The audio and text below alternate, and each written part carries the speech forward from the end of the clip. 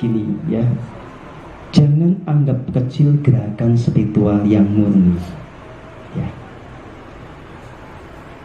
Gini, ini rumusnya. Sejatinya yang mengubah nasib sebuah bangsa itu ya, atau membuat sebuah perubahan nyata pada sebuah bangsa itu kan kekuatan ilahi ketika kehendaknya menjadi nyata. Tetapi kehendak ilahi ini menjadi nyata, pertolongan datang, keajaiban itu betul-betul ada, itu mengikuti langkah dan tindakan nyata dari manusia sendiri. Nah, pada titik ini rumusnya bukan soal banyak jumlahnya, tetapi siapapun juga ketika dia berlaku dengan totalitas untuk memberikan yang terbaik, melakukan perjuangan sebagai kesatria cahaya, sebagai orang-orang yang berjiwa murni yang memang mencintai kehidupan ini, mencintai manusia secara tanpa diskriminasi, itu yang nanti akan menarik keajaiban dan pertolongan Tuhan itu datang ya. Kita ini nggak usah mikirin banyak orang nanti seperti kita rajin meditasi semuanya, jangan nanti kecewa ya. Tetapi sadari saja, walaupun kita ini jumlahnya bisa dihitung ya, dihitung kalau pakai jari susah ya, pokoknya gampang dihitung lah ya, itu walaupun sedikit gitu ya, tapi ketika level kita terus naik, itu akan mampu memenuhi persyaratan untuk datangnya keajaiban gitu loh ya. Nggak mesti jumlahnya banyak, yang penting berkualitas. Kalau totalitas hukum semestanya itu, kita pasti menarik miracle bagi bangsa ini ya. Maka saya tidak pernah kecil hati, tidak pernah patah semangat ya. Setiap hari, setiap saat konsisten untuk menghidupkan api kesadaran murni ini dimanapun berada. Karena ini akan ya menarik orang-orang yang cocok, yang layak. Nah, ketika orang-orang ini bersama-sama bekerja, bersama-sama hening, bersama-sama kita akan kasih,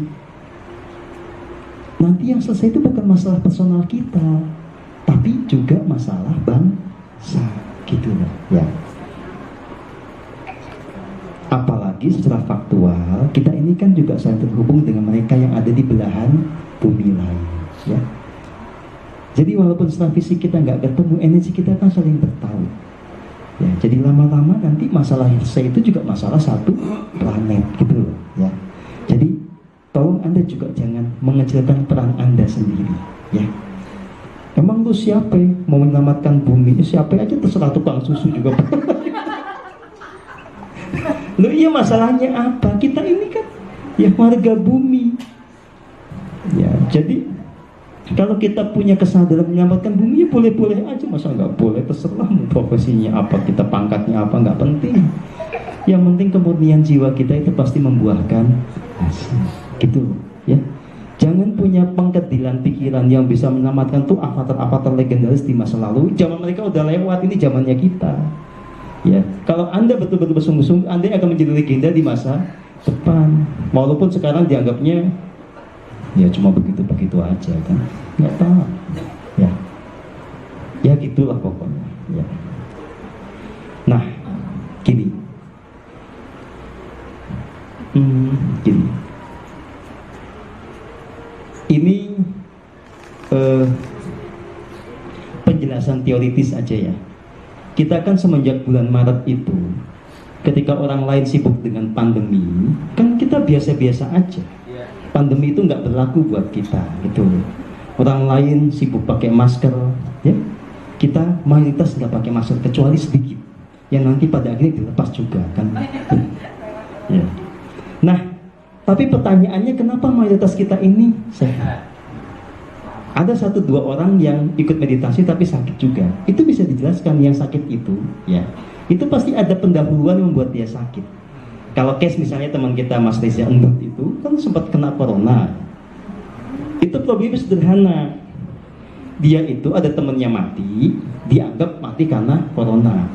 Dia shock, stres, takut. Nah, ketakutan dia itu yang mengubah Metabolisme tubuhnya menciptakan autosugesti untuk sakit. Akhirnya dia sesak sendiri, demam sendiri, dicek positif corona juga kan. Nah gara-gara itu saya telepon, lo mau gue bahasa halus tapi nggak bener atau bahasa preman tapi bener? Dia bilang bahasa preman aja. Ya sudah gini, situ mau mati sekarang atau mau mati kapan-kapan? Bahasa saya lebih tepatnya begini, masih mau menikmati surga dunia atau mau segera pindah dimensi sekarang juga? Oh ya mau nikmati surga dunia kata dia. Ya sudah bangun, tapi kan saya sakit. Nggak peduli kalau situ nggak bangun, saya pecat jadi murid saya. Galak banget kan? Ketawa kan dia. Nah itu menjadi kemudian titik balik untuk kesembuhan. Karena kekuatan jiwanya kemudian tumbuh, ya maka destruksi yang muncul itu bisa dilawan. Ya. Jadi gini, kalau orang di dalam kesadaran yang murni, itu pertama jelas kelenjar timusnya itu aktif secara paripurna. Kalau aktif secara paripurna, dia akan menciptakan kekuatan imunitas yang paripurna. Sedadu imunitasnya itu banyak, maka dia akan bisa melawan agresi dari luar. Yang kedua, kekuatan penyembuhannya menjadi optimal gitu ya. Yang kedua, meditasi ini menciptakan harmoni di dalam tubuh kita, menjaga ekosistem tubuh kita ini tetap bagus. Jadi di badan ini tetap yang namanya bakteri, virus itu ada, nggak usah dari luar, yang kita bawa sejak lahir kok ya. Bagaimana sakit itu terjadi? Bukan karena ada virus dari luar, bakteri luar, nggak mesti. Ketika ekosistem kita ini kita rusak sendiri, itu muncul. Jangankan itu ya, kadang-kadang imun kita sendiri yang menjadi musuh bagi kita. Terus gimana coba? Makanya ada autoimun. Itu siapa yang salah? Nyalain orang lain, situ-situ yang bikin ya. Jadi sebetulnya kita nggak usah takut dengan virus apapun, karena badan kita sudah canggih, dan di dalam kita ini udah wadahnya virus. Itu masalahnya apa ya. Nah makanya ketika kita menggunakan cara spiritual seperti ini, ya pasti terjamin kita akan selamat ya. Kalau sakit pilek itu biasa, itu dari dulu juga memang kagak ada ya, itu namanya pilek biasa lah gitu ya. Ya gitu. Jadi nah inspirasi inilah yang harus konsisten kita tunjukkan. Jangan anggap remeh yang begini. Coba bayangkan ya, kalau nggak ada orang gila kayak kita, itu 270 juta orang kita itu akan konsisten menggunakan maksud dan ketakutan ya. Tetapi karena ada yang gila kayak kita, gimana pun juga ini mengandung vibrasi yang lain, yang ikut batas jadi banyak ya. Iya kan? Jadi tetap konsisten, tapi kita jangan konyol, jangan sampai kena undang-undang ITE atau apalah ya.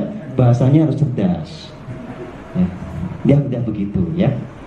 Jadi sudahlah, kita nikmati hidup, kita berjalan, berproses terus mencapai titik kesempurnaan jiwa.